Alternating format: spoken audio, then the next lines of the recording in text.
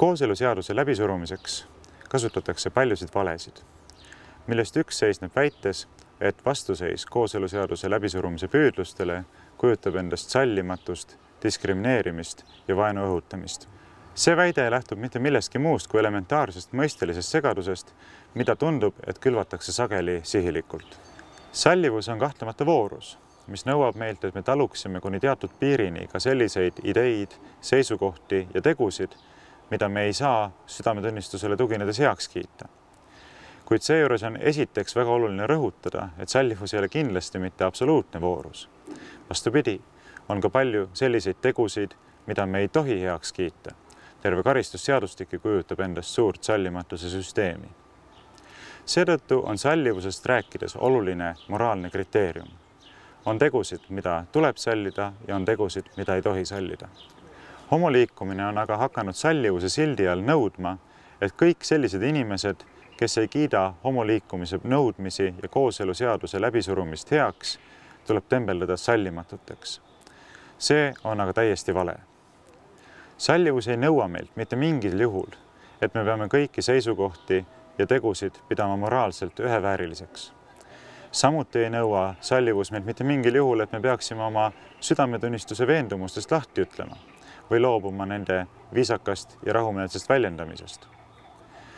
Vastupidi, sallivusest rääkides on ülimalt oluline teha vahet ühelt poolt inimese ja teiselt poolt tema seisukohtade ja käitumise vahel. Jah, me peame alati säilitama elementaarse lugupidamise isikute vastu, kuid see ei tähenda, et me peaksime kiitma heaks kõik nende ideed, seisukohad ja teod. Vastasel korral ei oleks sallivuse mõistel üldse mitte mingit sisulist tähendust ning see kujuneks hoopis vahendiks, millega suruda maha inimeste südametunnistuse veendumusi. Sarnased on lood ka diskrimineerimise mõistega. Mitte igasugune erinev kohtlemine ei kujuta endast diskrimineerimist. Diskrimineerimine on nimelt põhjendamatu või ebamõistlik erinev kohtlemine. Ehk teisisõnu, selleks, et mingisugust erinevat kohtlemist saaks tembeldada diskrimineerimiseks, tuleb esmalt ära näidata, et see on põhjendamatu ja ebamõistlik. Kahtlemata on diskrimineerimise keelul ühiskonnas oluline roll. Näiteks ei ole vastuvõetav, kui mustanahalisi või vene rahvusest inimesi koheldakse erinevalt üksnes nende rassi või rahvuse tõttu. Samas on homoliikumisele õnnestunud suruda paljude inimeste teadvusesse arvamus, justkui oleks homoseksuaalne kalduvus võrreldav kategooria rassi või rahvusega. Kuid selline arvamus on sügavalt ekslik. Rass ja rahvus on objektiivsed kategooriad, mis ei sõltu inimese tahtest ja valikust. Need on muutumatud seisundid. Homoseksuaalne käitumine seevastu on vastupidiselt inimese tahte kategooria, inimese valiku kategooria. Jah, keegi saa valida, millised on tema kalduvused ja kiusatused, küll aga peab saama inimene valida, kas anda nendele kiusatusele järgi või mitte. Lõpetuseks on oluline rõhutada ka seda, et inimeste seismist oma veendumuse eest, et homoseksuaalsed suhted on ebamoraalsed ning et need ei kujuta endast perekondlikke suhteid, ei tohi mitte mingil juhul tembeldada vaenu õhutamiseks, nagu homoaktivistid seda sageli püüavad teha.